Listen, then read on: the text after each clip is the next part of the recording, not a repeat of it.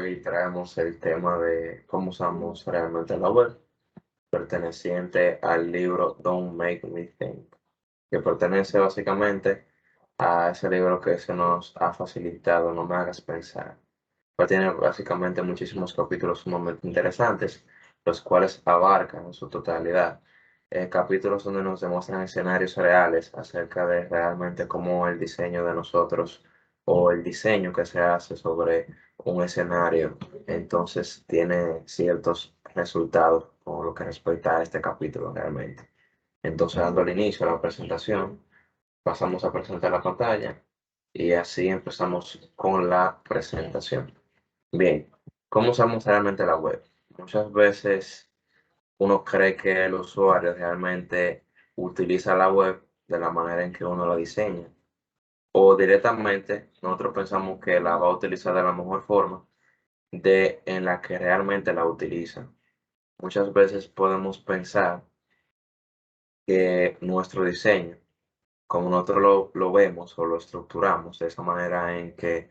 lo estructuramos bien, con lecturas bien prediseñadas, con botones bien organizados para que el usuario lleve una ruta, esa ruta a la cual nosotros queramos que él siga, o que es básicamente el objetivo que tiene la página o el diseño en sí, que es de lo que trata el capítulo, para que el usuario entonces haga ciertas acciones, que muchas veces entonces es ahí donde empieza lo que realmente hace, que realmente básicamente lo escanea. Realmente, como veíamos en principios de capítulos anteriores, realmente lo que hace es como quien dice una escaneabilidad de la página o de la interfaz, donde no va a leer y no va a detenerse ahí paso por paso como realmente uno la diseña. Porque tenemos que tener en cuenta que el que diseña trata de estructurar el diseño de manera que tenga una secuencia metódica con sus diferentes parámetros y principios, pues realmente el usuario no hace ese recorrido, sino que altera su situación a conveniencia, a su propósito para el cual él ha hecho la página, para el cual él ha visto la página, ha visitado la página y por ahí se va la cosa. Ahora sí, dando inicio formalmente a los tres, casi cuatro factores que tenemos que tener en cuenta para poder representar bien esta realidad de que realmente el usuario no utiliza nuestros diseños de la manera en que nosotros los pensamos o los estructuramos, ya que nosotros tenemos más un pensamiento metódico, teórico y con parámetros y principios para elaborarla, pero el que la usa no lo tiene. Entonces, dándole el paso para seguir con la presentación, tenemos lo que es, no leemos las páginas web, solo las hojeamos. Entonces ahí está esa parte, como le decía, que el usuario básicamente cuando entra a nuestra página, nuestro diseño, no va a leer todo, sino que se va a detener solo en cuanto vea lo interesante. En cuanto a lo interesante, él se va a dar ciertas pausas que son básicamente las que él entra a hacer. De manera que existen ciertos parámetros para poder ver esto. Una cosa es que nosotros usamos la internet para ahorrar tiempo y él básicamente lo que hace al no leer es ahorrar tiempo. Entonces muchas veces también ojear, el término ojear viene de que físicamente se nos hace más fácil en un papel o físicamente leer que en una página web. Por lo tanto, en ese tipo de situaciones, el usuario cuando va a entrar a un diseño web trata de no leer tanto y si no, lo que hace es ojear, entre otros parámetros que van más con otros aspectos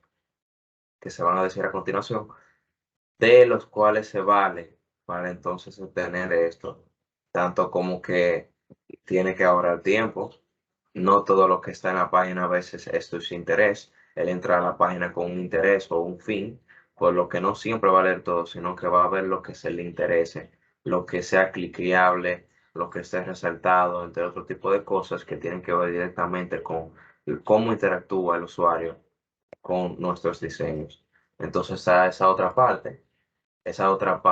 de no tomamos decisiones óptimas, no es suficiente. Entonces, ahí está esa parte donde, aparte de que tenemos ciertas situaciones o escenarios donde el usuario busca algo, busca un objetivo, busca una tarea, busca una información, tiene varias opciones. Es como mencionar la toma de decisiones donde yo tengo varias alternativas y esas alternativas, entonces yo elijo la mejor opción. En términos web, muchas veces no se hace así. Un escenario muy interesante que pone el libro es el de los bomberos. En escenarios web tal vez no se hace directamente de esa manera, porque a veces eh, web realmente no trae consecuencias, realmente la toma de decisiones, porque si yo tengo una opción que me resuelve, a esa parte es de la que sea suficiente, que sea lo suficiente. Si yo tengo algo que me resuelve en primera instancia, por ahí mismo otra vez lo de ahorrar tiempo, entonces sí puedo con esa propiedad. Por eso se sigue argumentando lo de la poca interacción del usuario con la página y también se vale en la toma de decisiones, cómo interactúa y qué información se selecciona de muchos escenarios, por ejemplo, donde yo tengo varias entradas para una misma cosa y entonces él elige una de ellas. Puede ser, eso depende de la persona también, puede ser que él entre a la primera que encuentre o que con criterio entonces vaya analizando cada una de las entradas. No siempre es la mejor opción, pues como lo dije, en web no resulta en un problema, sino que en ciertos casos sí se puede elegir, pero como dije, todo depende del escenario. Puede ser que en un escenario tú tengas que investigar sobre un producto específico y no lo encuentres en toda la página, o tengas que tener que ver especificaciones completas donde no vas a tener que fragmentar toda la documentación que esté en el diseño, sino que se va a tener que leer completa. Entonces ahí es donde entra el proceso de satisfying, o satisfacing, si no mal lo pronuncio, donde básicamente es que tenga una alternativa o opción que satisfazca su necesidad en el momento. Con eso daríamos por dado ese tema de toma de decisiones y básicamente el segundo factor de los cuales nosotros tenemos que tener en cuenta en esa interacción de qué realmente hace el usuario con nuestros diseños. Siguiendo la parte antes del final, tenemos que no averiguamos el funcionamiento de las cosas, no se las arreglamos. Es un tema muy interesante y cotidianamente casi la mayoría de las personas hemos vivido esa experiencia porque muchas veces, tanto como en diseños como en artefactos, nosotros no nos dedicamos a leer las instrucciones o las guías. ¿Qué quiere decir esto? Quiere decir esto que nosotros no se las arreglamos, como bien lo dice el término, o básicamente punchamos, como el término cotidiano podría decirse. Y por ahí entonces nosotros nos vamos familiarizando con las opciones y funciones que nos ofrece el diseño, en este caso especificándolos, que en otros escenarios, que puede ser que con un aparato electrónico yo tengo que leerme un manual para saber ciertas cosas, si yo quiero irme a más allá de averiguar. Pero en estos casos de diseño sería más o menos una guía para que tengan un contexto. Entonces, simplemente este apartado lo que trata de argumentar es esto, de que a veces el usuario no va a buscar qué hace cada cosa, sino que él básicamente si funciona, la conoce y así se va familiarizando y así sucesivamente con lo que respecta a este factor sobre lo que viene siendo el tema del capítulo 2 del libro. Entonces, una vez dicho todos estos parámetros, tenemos, hay una frase muy importante que menciona el libro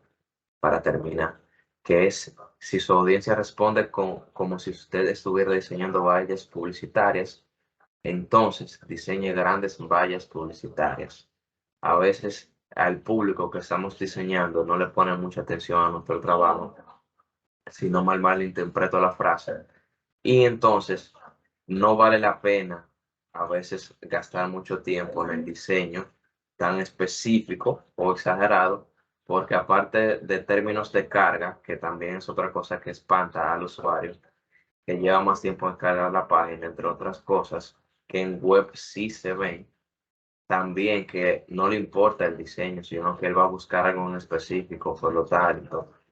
para el escenario que estemos enfrentando, tenemos que tener entonces cierta gravedad para hacer nuestro diseño. Siempre va a depender de la gravedad, siempre tratando de basarnos en los principios de los otros temas que hemos tratado en el curso. Y así por así, básicamente tenemos un criterio o vamos creando un criterio en nuestra mente para entonces saber enfrentar escenarios escenarios los cuales tengamos la mejor solución o el mejor diseño, lo cual se adapte a la necesidad que estoy haciendo. Y recuerden, si su audiencia responde como si estuvieran diseñando vallas publicitarias, diseñen grandes vallas publicitarias.